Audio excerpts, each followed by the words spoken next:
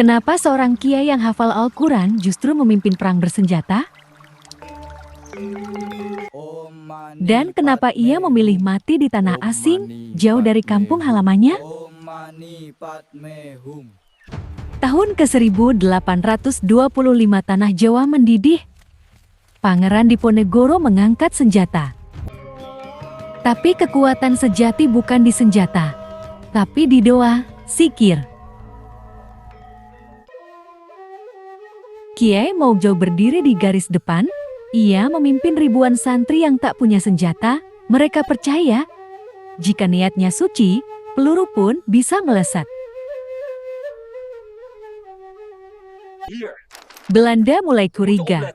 Mereka tahu, pusat kekuatan Diponegoro adalah spiritual, dan pusatnya, Kiai Mojo.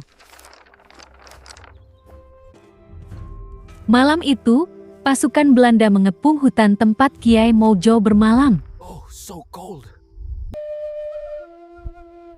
Kiai Mojo duduk bersila, matanya terpejam. Ia tahu, ini bukan soal menang atau kalah, ini soal harga diri, soal tanah, soal iman. Jika aku tertangkap, katanya pelan, jangan kalian menangis, tapi jangan kalian berhenti berdoa. Dan benar, subuh belum datang, Belanda menyerbu. Kiai Mojo ditangkap, Diponegoro marah, tapi tak bisa berbuat apa-apa. Ia dibuang ke Minahasa, tanah asing, tanah dingin, tanah yang tak mengenal zikir. Tapi ia tak menyerah, ia mendirikan pesantren kecil. Mengajar anak-anak lokal, menanamkan nilai Jawa. Tapi ada satu rahasia. Ia sebenarnya bisa kabur, ada santri yang siap menyelamatkan, tapi ia menolak. Kalau aku kabur, katanya, mereka akan bilang aku pengecut.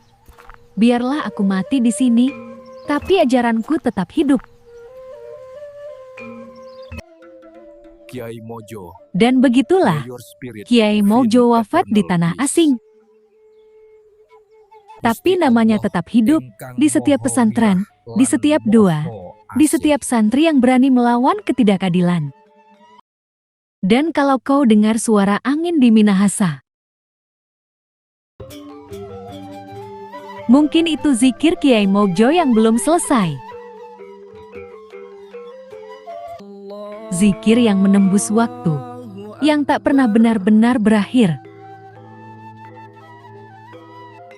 Zikir itu masih berputar, di angin, di tanah, di hati yang tak pernah menyerah.